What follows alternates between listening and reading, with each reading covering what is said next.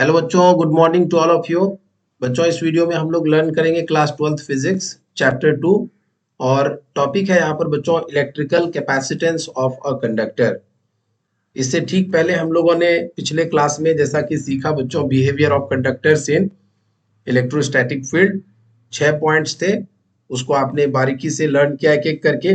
अब आप आज की क्लास में देखेंगे बच्चों कि कैसे जो है electrical capacitance of a conductor defined होता है और उससे रिलेटेड जो भी बातें हैं। तो चलिए इसको शुरू करते हैं आज के इस वीडियो को। Electrical capacitance of a conductor, ठीक है। So what is electrical capacitance of a conductor? The electrical capacitance of a conductor is the measure of its ability to hold electric charge. बच्चों, कैपेसिटेंस किसी भी conductor की जो होती है वह एक्चुअल में उसकी एबिलिटी होती है, जिससे यह पता चलता है कि वह कितना चार्ज स्टोर कर सकता है। अगर किसी कैपेसिटर की कैपेसिटी, जैसे कोई बॉटल है बच्चों, उस बॉटल की कैपेसिटी 1 लीटर है। इसका क्या मतलब है कि उस बॉटल में हम कोई भी लिक्विड अगर रखने के लिए जा रहे हैं तो मैक्सिमम कितना उसमें रख सकते हैं? 1 लीटर रख सकते हैं। लाइक वाइज बच्चों, कोई भी कंडक्टर जो है उस कंडक्टर को अगर हम चार्ज स्टोर करने के लिए रखेंगे वहां पर, तो वह कितना चार्ज स्टोर कर सकता है? That amount of charge, whatever the amount of charge a conductor can hold, that ability is called the capacitance of a conductor. In the same way बच्चों, when an insulated conductor is given some charge, it acquires certain potential.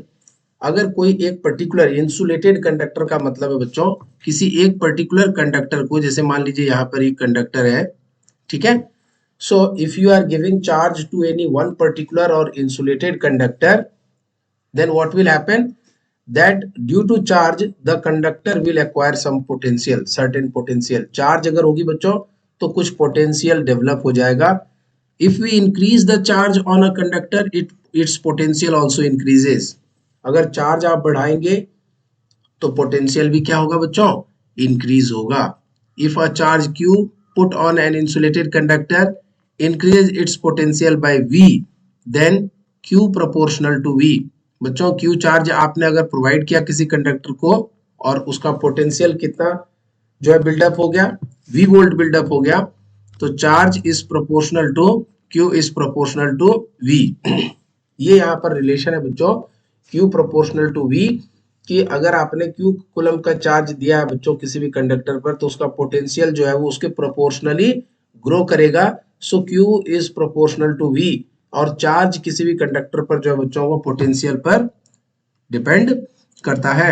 अच्छा, यहाँ पे proportionality अगर हटाया तो एक constant add किया c, so q is equal to c into v, where c is called constant of proportionality. The proportionality constant c is called the capacitance of the conductor. C को बच्चों capacitance of the conductor कहते हैं, और चूंकि अपने पास formula है Q equal to C V, तो C इक्वल टू यहाँ से लिख सकते हैं Q अपॉन V, ठीक है। So capacitance is equal to charge upon potential, capacitance is equal to C is equal to Q by V, charge upon potential. So यहाँ से आगे बढ़ेंगे बच्चों। The capacitance of a conductor may be defined as the charge required to increase the potential of the conductor by unit amount। ठीक है, जब हमने यहाँ पे कैपेसिटेंस को डिफाइन किया बच्चों C equal to Q upon V। अब आगे क्या बात करेंगे बच्चों? The capacitance C of a conductor may be defined as the charge required to increase the potential of the conductor by unit amount। Definitely Q by V, charge per unit potential, yes or no? So that is what the capacitance। अच्छा, अगर हम 1 coulomb charge देंगे और potential कितने से बढ़ेगा बच्चों? 1 volt से, तो कैपेसिटेंस C की वैल्यू क्या होगी? 1 कूलम पर volt, and that will be called as 1 farad. Capacitance की यूनिट फैराड होती है बच्चों। सो जिसको हम लोग आगे डिस्कस करेंगे कि 1 वोल्ट से 1 कूलम चार्ज से 1 वोल्ट पोटेंशियल डिफरेंस जो है पोटेंशियल राइज हुआ कंडक्टर का, तो कैपेसिटेंस ऑफ द कंडक्टर क्या होगा बच्चों? 1 कूलम पर वोल्ट होगा या 1 फैराड होगा। The capacitance of a conductor is the measure of its capacity to hold a charge. बार बार उसी पॉइंट पर स्ट्रेस दे रहे बच्चों कि किसी भी कंडक्टर का जो कैपेसिटेंस होता है वह एक्चुअल में मेजर करता है बच्चों किसी भी कंडक्टर की कैपेसिटी को, कि वह कितना चार्ज जो है होल्ड कर सकता है। ठीक है। अच्छा, कैपेसिटेंस क्या क्या फैक्टर्स पर डिपेंड करता है? It depends upon the following factors. First one, size and shape of the conductor पे डिपेंड करता है कि किसी भी कंडक्टर का शेप कैसा है, साइज कैसा है बच्चों, उसके ऊपर डिपेंड करेगा। सेकेंड वन, नेचर या permittivity of the surrounding medium.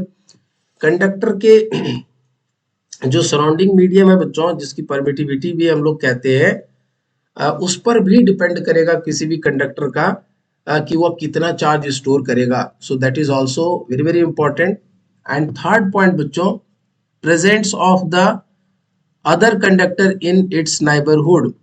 और कोई अगला कंडक्टर जो उस गिवन कंडक्टर के सराउंडिंग में है बच्चों, उसके ऊपर भी डिपेंड करेगा। So capacitance depends on the presence of other conductors in its neighbourhood also.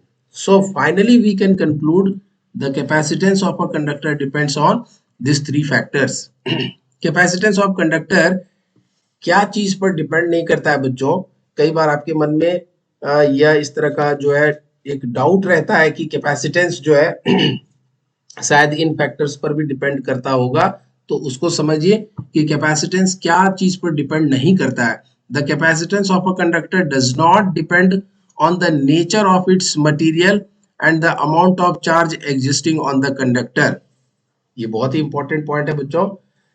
जब हम चार्ज उसको प्रोवाइड कर रहे हैं, वो चार्ज को होल्ड कर रहा है। किसी भी कंडक्टर को जब हम चार्ज प्रोवाइड करेंगे बच्चों, तो कंडक्टर चार्ज को होल्ड करेगा। तो क्या कंडक्टर की कैपेसिटी चार्ज होल्डिंग पर डिपेंड करेगा? यहां पर कह रहे इस पॉइंट में, capacitance of a conductor does not depend on the nature of its material. Conductor के मटेरियल के नेचर पर बिल्कुल डिपेंड नहीं करेगा। And the amount of charge existing on the conductor, कितना चार्ज आपने उसको प्रोवाइड किया है, उस पर भी किसी भी कंडक्टर का कैपेसिटेंस डिपेंड नहीं करेगा। ऐसा इसलिए बच्चों, जैसे एक बॉटल है आपके पास, उस बॉटल की कैपेसिटी है 1 लीटर और आपने हाफ लीटर सपोज उसको फिल किया है, तो क्या उस बॉटल की कैपेसिटी, जो भी उसमें लिक्विड फिलअप किया हुआ है हाफ लीटर या 250 ml, क्या उस पर उसकी कैपेसिटी डिपेंड करेगी? नो। बॉटल की कैपेसिटी उसके शेप एंड साइज पे डिपेंड करेगी। ठीक है। Nature of the surrounding medium पर डिपेंड करेगी और presence of other conductor in its neighbourhood पर डिपेंड करेगी। सो ये पॉइंट भी आपके लिए बहुत ही इंपॉर्टेंट था बच्चों, इसको आप ध्यान में रखेंगे। नेक्स्ट पॉइंट है बच्चों, यूनिट्स ऑफ कैपेसिटेंस। कैपेसिटेंस की यूनिट क्या होती है? The SI unit of capacitance is farad. इसको कैपिटल एफ से डिनोट करते हैं बच्चों। The capacitance of conductor is 1 farad if the addition of a charge of 1 coulomb to it increases its potential by 1 volt. So 1 farad is equal to 1 coulomb upon 1 volt. बच्चों, अगर किसी भी conductor का, एक बार इसको रिपीट कर लीजिए इस पॉइंट को, the capacitance of a conductor is 1 farad। किसी भी कंडक्टर का कैपेसिटेंस 1 farad होगा if addition of a charge of 1 coulomb. आपने कितना चार्ज ऐड किया है? जैसे ये कंडक्टर है, इसको आपने कितना चार्ज ऐड किया? 1 कूलम चार्ज ऐड किया आपने, और इसका पोटेंशियल जो है वो पहले 0 वोल्ट था, अब 0 वोल्ट से कितना हो गया? प्लस 1 वोल्ट हो गया। क्योंकि बच्चों Q प्रोपोर्शनल टू V का कॉन्सेप्ट हम जानते हैं। अगर चार्ज 1 कूलम दिया है बच्चों, तो पोटेंशियल 1 वोल्ट से ही इंक्रीज करेगा। So potential will become now 1 volt. So C equal to Q by V का अप्रोच हमें पता है। So 1 coulomb by 1 volt, so this is 1 coulomb पर volt and this is equal to 1 farad. इसी को बच्चों 1 कैपिटल F भी लिख सकते हैं। So this is what 1 farad capacitance, और this is what the capacitance of a conductor. So अगर हम बात करें बच्चों यूनिट की, तो कैपेसिटेंस की यूनिट होती है बच्चों कूलम पर वोल्ट, और एसआई यूनिट क्या होती है? तो SI unit of capacitance is farad. ठीक है बच्चों। सो यहां से आगे बढ़ेंगे हम लोग। अब हम लोग डायमेंशन की बात करेंगे, डायमेंशन ऑफ कैपेसिटेंस। अच्छा, अभी हमने लर्न किया C equal to Q by we.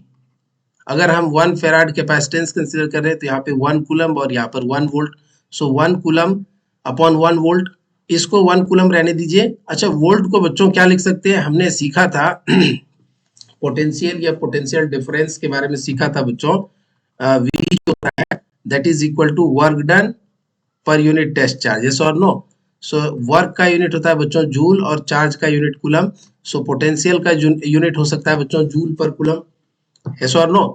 So 1 volt we are writing, 1 volt we are writing 1 joule per coulomb इस अप्रोच से।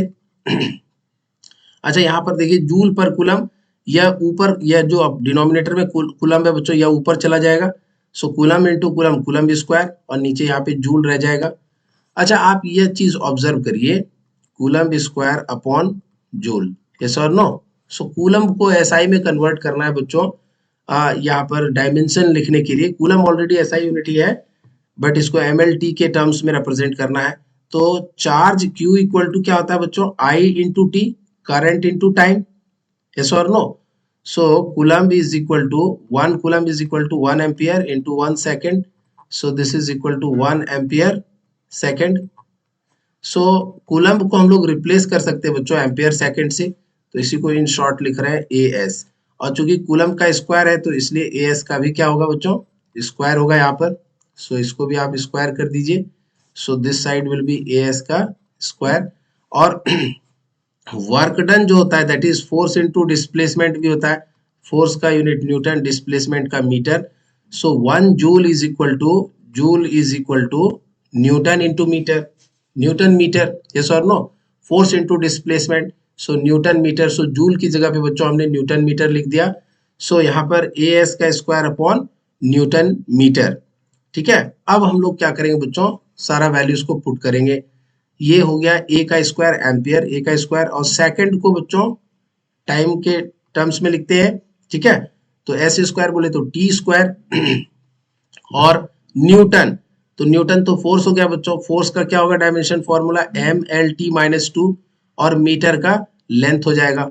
तो अब इसी को सिंप्लीफाई करेंगे तो M यहाँ पर एक नीचे में है तो यह ऊपर जाएगा बच्चों, तो ये क्या हो जाएगा M-1, this will become M-1। यहाँ पर थोड़ा सा ध्यान रखना है, एक L नीचे है, एक L इधर भी है, तो L स्क्वायर ऊपर जाएगा तो L⁻², और A स्क्वायर तो ऑलरेडी है, और T स्क्वायर ऊपर है, नीचे है -T², तो ऊपर जाएगा तो बच्चों ये +T² हो जाएगा, तो टोटल हो जाएगा T⁴। So T⁴ A square. So finally जो कैपेसिटेंस का डायमेंशन फॉर्मूला निकल करके आया बच्चों, इसको मिटा देते हैं, नॉट रिक्वायर्ड। सो कैपेसिटेंस का जो डायमेंशन फॉर्मूला आया that is M⁻⁻1 L⁻⁻2 T⁴ A square. So this is the dimension formula of capacitance C. So is this clear to all of you बच्चों? यहाँ पर ये आपके लिए बहुत ही इंपॉर्टेंट कंटेंट था। इससे आगे की पढ़ाई हम लोग बच्चों अगले वीडियो में करेंगे। इस वीडियो में आपके लिए इतना ही कंटेंट है, तो आप इसको अच्छे से लर्न करिए बच्चों, और इसको नोट करिए। मिलते हैं अगले वीडियो में। Thank you.